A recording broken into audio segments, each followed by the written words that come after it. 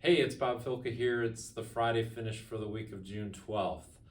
This week, I wanted to let you all know that your state association has really taken it upon itself to understand the demographics of our industry, the aging population. I don't probably have to tell you that the workforce has gotten significantly older in our industry over the years, and we don't have enough young people coming into the industry. So we wanted to quantify that and get the actual data.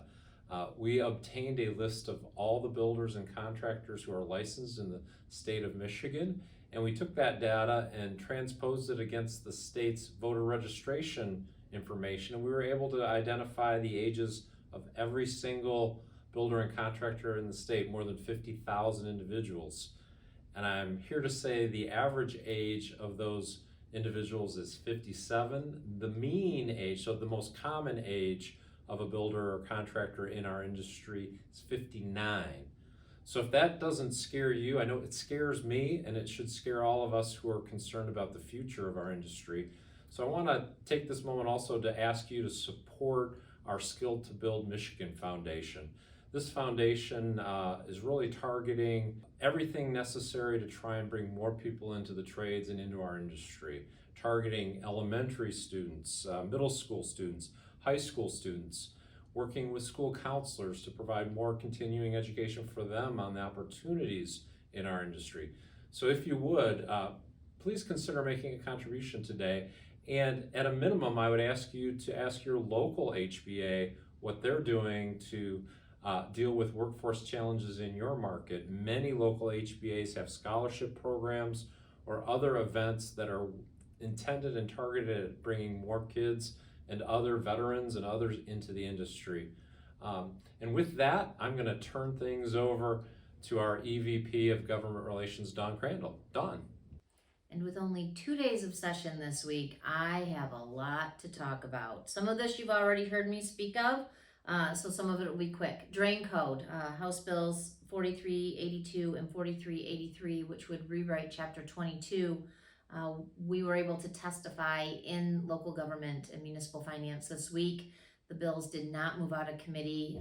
Chairman Fitzgerald will be creating a work group where we will all come together this summer to see if we can work out our differences and come to some form of agreement to move in the fall.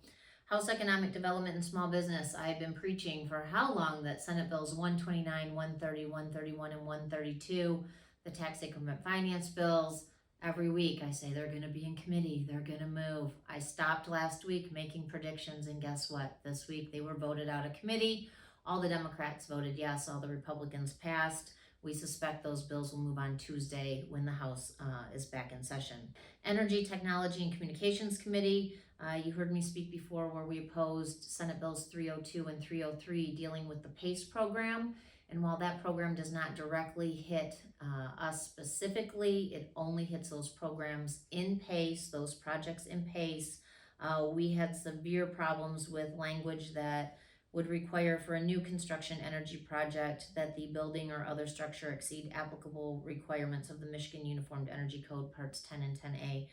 That's a problem for us. It becomes a slippery slope, and so that is why we oppose Senate Bills 302 and 303. Regulatory reform, we've been part of the aggregate mining coalition for the last at least 3 years, maybe 4, that would change who gets to actually do the permitting for aggregate mines in the state. Currently, local units of government have that. These bills would move it to the state into Eagle. Everybody kind of thought it was going to be a slam dunk that these bills were going to move out of committee. We're kind of between a rock and a hard place, no pun intended.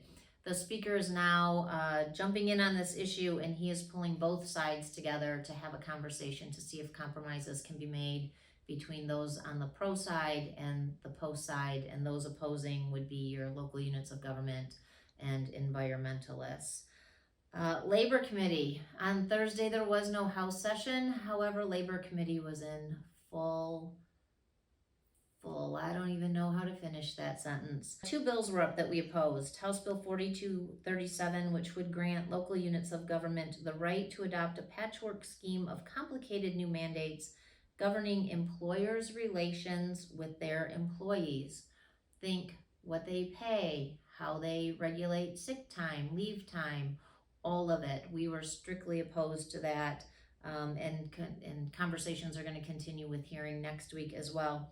We also opposed House Bill 4231, which would repeal the Michigan Fair and Open Competition Governmental Construction Act.